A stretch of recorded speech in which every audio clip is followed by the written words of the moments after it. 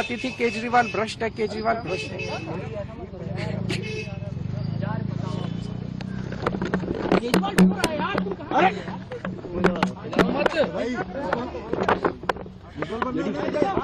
हो गए संभालिए सर, अपने आप संभालिए, हिम्मत सर, हिलाओ मत भाई। ये केजरीवाल भ्रष्ट नहीं है। मैंने केवल अपनी जिंदगी में ईमानदारी कमाई है। इन्होंने झूठा केस लगाया और आज ये साबित हो गया। कोर्ट ने कहा है कि केजरीवाल कट्टर ईमानदार है, मनीष सिसोदिया कट्टर ईमानदार है, आम आदमी पार्टी कट्टर ईमानदार है। दोस्तों नमस्कार, नेक्सन न्यूज़ के खास बुलेटिन में आपका स्वागत है। दोस्तों आज का दिन दिल्ली की राजनीति के लिए बहुत ही महत्वपूर्ण है। दिल्ली की एक कोर्ट ने, राउज एवेन्यू कोर्ट ने, जहां पर एमपी एमएलए के केसेस वगैरह चलते हैं, वहां से एक बहुत बड़ी खबर निकल कर आई। आपको याद होगा 2021-22 में जिस तरीके से दिल्ली सरकार के बारे में एक केस दर्ज हुआ कि दिल्ली शराब नीति को लेकर तत्कालीन सरकार यानी अरविंद केजरीवाल की सरकार ने कुछ घपले स्कैम किए हैं। जब उनके ऊपर दबाव पड़ा तो उन्होंने शराब पॉलिसी को चेंज कर दिया। याद है कि 2021 में दिल्ली की आम आदमी पार्टी सरकार ने शराब पॉलिसी को लेकर एक चेंज किया, जिसमें उनका ये कहना था इससे शराब की बिक्री से रेवेन्यू आएगा, कम नहीं होगा। लेकिन भारतीय जनता पार्टी ने यह आरोप लगाया कि इससे दिल्ली की आबकारी नीति, गलत आबकारी नीतियों के चलते सरकार को देश के रेवेन्यू में काफ़ी कमी आई। यह भारतीय जनता पार्टी ने आरोप लगाया और इसकी एक शिकायत दिल्ली के एलजी विनय कुमार सक्सेना के पास लगाई। उन्होंने इस मामले में ईडी और सीबीआई को जांच करने के आदेश दे दिए। तो ये तब से लेकर 2022 में इसकी जांच चलती रही। इस बीच में अरविंद केजरीवाल को कम से कम 9 बार सम्मन भेजे गए, लेकिन उन्होंने इसमें जाने की कोई कोशिश नहीं की और उन्होंने कहा ये फिजूल का एक ड्रामा है। एक सिटिंग चीफ मिनिस्टर के खिलाफ में ये प्रोपोगंडा चलाया जा रहा है। आम आदमी पार्टी के खिलाफ में भारतीय जनता पार्टी और एलजी मिलकर उनकी सरकार को बदनाम करने का काम कर रहे हैं।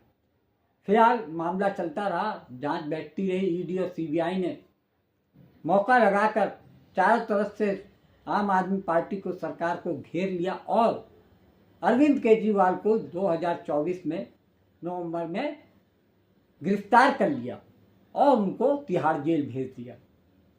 उसके बाद करीब 8-9 महीने तक अरविंद केजरीवाल जेल में रहे और उसके बाद जब देश में अरविंद केजरीवाल जी की आम चुनाव होते हैं, तब जाकर अरविंद केजरीवाल को जमानत के तौर पे छोड़ा जाता है और चुनाव हो जाने के बाद फिर से उनको जेल में भेज दिया जाता है। तो इस तरीके से ये जो कोर्ट का फैसला आया है, आम आदमी पार्टी के लिए ऐतिहासिक फैसला है, जिसको लेकर पूरी पार्टी में जोश का, हर्षोल्लास का माहौल दिख रहा है। वहीं दूसरी तरफ भारतीय जनता पार्टी इस मामले को लेकर ये कह रही है कि अभी एक दिल्ली की एक कोर्ट ने आदेश दिया है, उनके उस कोर्ट के इस आदेश को वो हाई कोर्ट में चैलेंज करने वाले हैं। वो किसी मामले में अरविंद केजरीवाल को छोड़ने वाले नहीं है, क्योंकि उनके खिलाफ में उनके सीबीआई और ईडी के पास काफ़ी सबूत हैं। लेकिन राउज एवेन्यू कोर्ट में स्पेशल जज जितेंद्र सिंह ने ये कहा कि इतने दिन तक ईडी और सीबीआई किसी भी ऐसे पुख्ता सबूत को कचहरी में, कोर्ट में पेश नहीं कर सके, जिससे लगता है कि ये सब जो केस बनाया गया है वो फर्जी तरीके से आम आदमी पार्टी के नेताओं और सरकार को। नमस्कार, जय हिंद साथियों। आज अदालत का एक बहुत बड़ा फैसला आया और उस फैसले में आम आदमी पार्टी के नेताओं को पूरी तरीके से बरी कर दिया गया। एक झूठा मुकदमा जो एक्साइज पॉलिसी का लगाया गया था अरविंद केजरीवाल जी के ऊपर, मनीष सिसोदिया जी के ऊपर और बाकी तमाम लोगों के ऊपर, सबको बरी कर दिया गया। यह बहुत बड़ा फैसला है, लेकिन साथ ही साथ यह फैसला यह साबित करता है कि देश की सत्ता पर एक खतरनाक षड्यंत्रकारी, साजिशकर्ता और तानाशाह राज कर रहा है, जिसका नाम है नरेंद्र मोदी। और उस नरेंद्र मोदी ने गहरी साजिश रची देश के सबसे लोकप्रिय ईमानदार मुख्यमंत्री अरविंद केजरीवाल के खिलाफ, देश के सबसे योग्य ईमानदार शिक्षा मंत्री मनीष सिसोदिया के खिलाफ। हमारे नेताओं को जेल में डाला, सड़ाया, उनके परिवारों को कष्ट दिया, उनके चाहने वालों को कष्ट दिया। एक देश की सबसे उभरती हुई ईमानदार पार्टी को बदनाम करने की साजिश रची। प्रधानमंत्री नरेंद्र मोदी जी, अगर आपके अंदर जरा सी भी शर्म हो तो पूरे देश से माफी मांगिए। आप इस देश की प्रगति के लिए बाधा हैं, आप इस देश के उत्थान के लिए बाधा हैं, लोगों के विकास के लिए बाधा हैं। आपको यह देखा नहीं जा रहा था कि दिल्ली में स्कूल कैसे अच्छे हो रहे हैं, अस्पताल कैसे अच्छे हो रहे हैं, क्योंकि आपकी सोच, आपके विचार और आपके गृह मंत्री अमित शाह के विचार विध्वंसकारी हैं। देश का नाश करने वाली सोच है आपकी, विकास करने वाली सोच नहीं है, नाश करने वाली सोच है। और आज उस सोच का पर्दाफाश हुआ है, आप एक्सपोज हुए हैं पूरे देश के सामने। आम आदमी पार्टी और आम आदमी पार्टी के नेताओं को आज बहुत बड़ी राहत मिली है। हमारे परिवार के लोग खुशी से रो रहे हैं इस फैसले से। और एक ऐसा व्यक्ति जिसके ईमानदारी पर आपने चोट पहुंचाई, आघात पहुंचाया, अरविंद केजरीवाल, वो भी आज अपने आप को रोक नहीं पाए। कोर्ट के फैसले के बाद खुशी के मारे रो पड़े। आपको इन बातों से तकलीफ नहीं होती? आपको इन षड्यंत्रों में दिन रात आपकी पूरी ऊर्जा इस प्रकार के षड्यंत्रों में लगी रहती है? हम बार बार कह रहे थे, हाथ जोड़कर कह रहे थे कि कोई एक सबूत तो दिखाओ अरविंद केजरीवाल के खिलाफ, कोई एक सबूत तो दिखाओ मनीष सिसोदिया के खिलाफ, कोई रुपया मिला हो, कोई प्लॉट मिला हो, कोई गहना मिला हो, कुछ तो दिखाओ। नहीं सुनी गई हमारी बात, खूब बदनाम किया गया। हजारों टीवी शो हुए, डिबेट्स हुई, आपके प्रवक्ता आके चिल्ला चिल्ला के बदनाम करते रहे। आपने अपनी एजेंसियों को अपने हाथ की कठपुतली बना रखा है। जल्दबाजी में मैंने ये लिख दिया कि शराब घोटाले में दिल्ली की अदालत ने अरविंद केजरीवाल, मनीष सिसोदिया और उनके और तमाम आरोपियों को बरी कर दिया है। कुछ लोगों ने मेरी खिंचाई करनी शुरू कर दी कि आप उनके प्यार में इस तरह के शब्द इस्तेमाल कर रहे हैं। बरी नहीं किया, आरोप मुक्त किया है। बात सही है, तकनीकी तौर पे मैं गलत था, आरोप मुक्त किया है। बरी तो ट्रायल के बाद किया जाता है, यहां तो ट्रायल शुरुआत ही नहीं हुई और कोर्ट ने कह दिया कि जो सामग्री हमारे सामने रखी गई वो ट्रायल के लिए पर्याप्त नहीं है, काफी नहीं है। जो भी सबूत पेश किए गए हैं वो सबूतों में मेरिट नहीं है। और ये कहते हुए कोर्ट ने खारिज कर दिया कि बिना सबूतों के, बिना पर्याप्त सबूतों के किसी को ट्रायल के लिए बाध्य करना अन्याय होगा।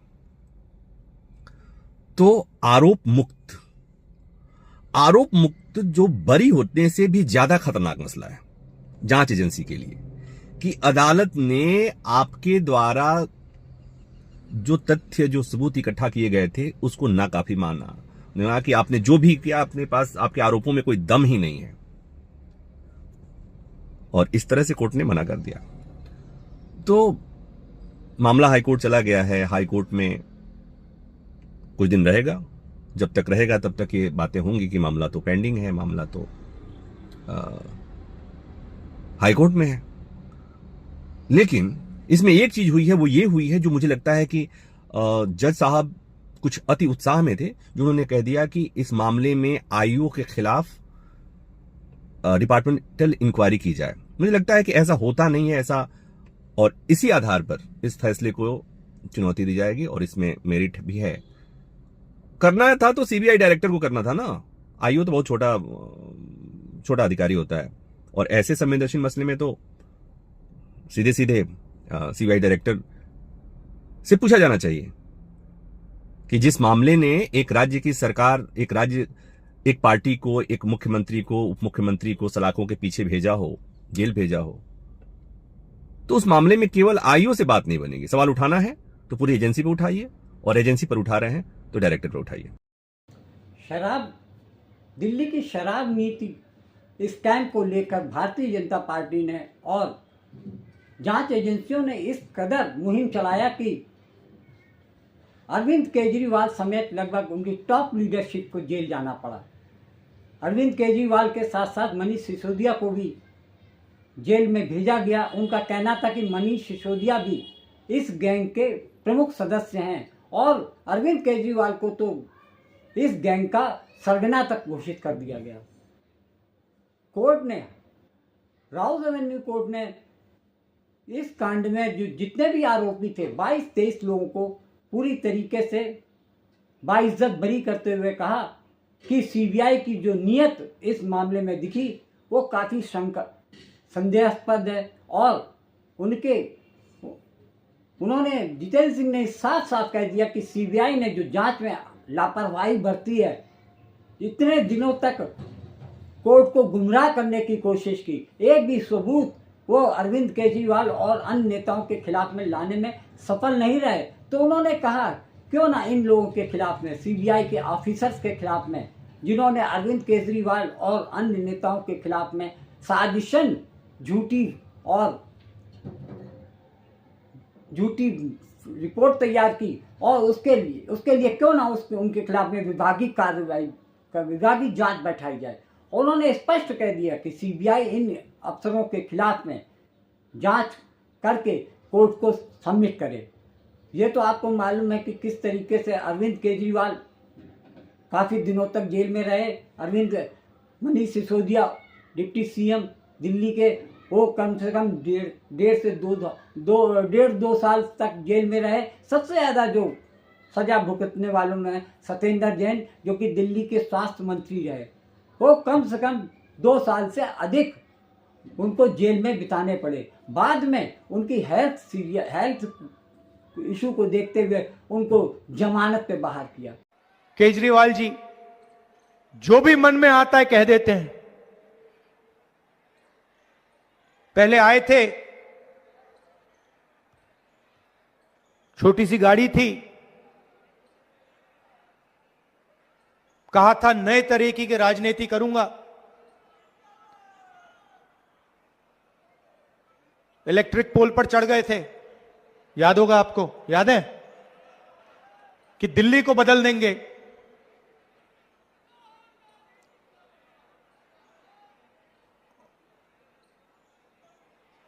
और जब गरीबों को जरूरत पड़ी तो कहीं नहीं दिखे वो। जब दिल्ली में हिंसा हुई कहीं नहीं दिखे वो। और कहा था कि साफ राजनीति लाऊंगा। और सबसे बड़ा लिकर का स्कैम दिल्ली में हुआ है और उनके घर की आपने फोटो देख ली। नरेंद्र मोदी जी ने मुझे घर से बाहर निकाल दिया, फेंक दिया उठा के। मैंने चाबी दी, मैंने उनसे कहा भैया लो अपना घर, मुझे नहीं चाहिए, भागो यहां से। और केजरीवाल जी महल में रहते हैं, शीश महल में रहते हैं।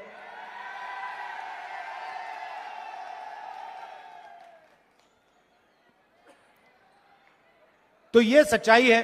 देखिए, लगातार विपक्षी दलों पर जो है जबरन पॉलिटिकल वेंडेटा के हिसाब से विपक्षी नेताओं पर जो है गलत मुकदमा किया जा रहा है। संस्थानों का केंद्र सरकार जो है दुरुपयोग कर रही है अपने चुनावी बेनिफिट को लेकर के। जो शराब घोटाला, जो सो कॉल्ड शराब घोटाला था, अब उसमें कोर्ट ने जो है अक्विटल जो है सभी आरोपियों को लगभग जो है दिया है। और शायद ये भी आदेश दिया है कि जो आरओ है सीबीआई के, आईओ जो है सीबीआई के, उस पे जो है केस चले कि आखिर ऐसा क्या मुकदमा इन्होंने किया है। तो ये तो स्पष्ट हो गया, बीजेपी का चाल और चरित्र जो है सामने आ गया है, उजागर हो गया है। और जो हरजाना जो केजरीवाल जी को भुगतना पड़ा, चुनाव हारना पड़ा, तब इसका खामियाजा जो है, इसकी भरपाई कौन करेगा। जैसा कि आप सभी जानते हैं, आम आदमी पार्टी का जो प्रादुर्भाव हुआ 2011 के अन्ना आंदोलन के बाद में हुआ। उसमें अरविंद केजरीवाल समेत बहुत सारे ऐसे नेता थे जो अन्ना आंदोलन में साथ में थे। शुरुआत के दौर में तो कुमार विश्वास, किरण बेदी समेत बहुत सारे लोग जुड़े इस पार्टी से, लेकिन धीरे धीरे ये पार्टी से बाहर होते चले गए और अपना अपना वजूद तलाशने लगे। बाद में केवल अरविंद केजरीवाल ने इस पार्टी का, आम आदमी पार्टी की स्थापना की। वो भी इसलिए कि क्योंकि कांग्रेस के और अन्य नेता ये कहते थे अगर आपको हमसे अपनी बात मनवानी है या आप कुछ परिवर्तन करना चाहते हैं तो राजनीति के जरिए आप आइए और सत्ता पाकर उन परिवर्तनों को करने की कोशिश करके दिखाइए। इसी वजह से अरविंद केजरीवाल, मनीष सिसोदिया, संजय सिंह, बहुत सारे ऐसे नेता थे जो इनके साथ, योगेंद्र यादव, सब इनके साथ में थे। प्रशांत भूषण जैसे बड़े नेता, बड़े वकील आम आदमी पार्टी में थे, लेकिन धीरे धीरे करके सब बिना पार्टी में सहज महसूस न करते हुए वो अपने आप को अलग कर लिया उन्होंने। लेकिन जब पहला चुनाव आता है 2013 में, तब भारतीय जनता पार्टी और कांग्रेस ने यह उम्मीद नहीं की थी कि ये एक ऐसी पार्टी बनकर आएगी जो स्थापित दलों के बावजूद अपनी जगह बनाने में सफल रहेगी। पहली बार चुनाव लड़कर आम आदमी पार्टी के 27 विधायक सामने आए, 27 या 28 विधायक सामने आए। ऐसे में भारतीय जनता पार्टी और कांग्रेस ने के अंदर ये बहस छिड़ी कि किसी ना किसी तरीके से भारतीय जनता पार्टी को सत्ता में नहीं आने दिया जाएगा। यही वजह थी 28 विधायक होने के बाद कांग्रेस के 7 विधायकों ने मिलकर दिल्ली में सरकार बनाई। ये बात दूसरी है कि 48-49 दिन बाद वो सरकार गिर गई, या अरविंद केजरीवाल ने यह कहते हुए सरकार गिरा दी कि हमारी और कांग्रेस की जो नीतियां हैं, जो मूल्य मान्यताएं हैं, वो आपस में टकराती हैं, इसलिए मैं सरकार नहीं चला रहा हूँ।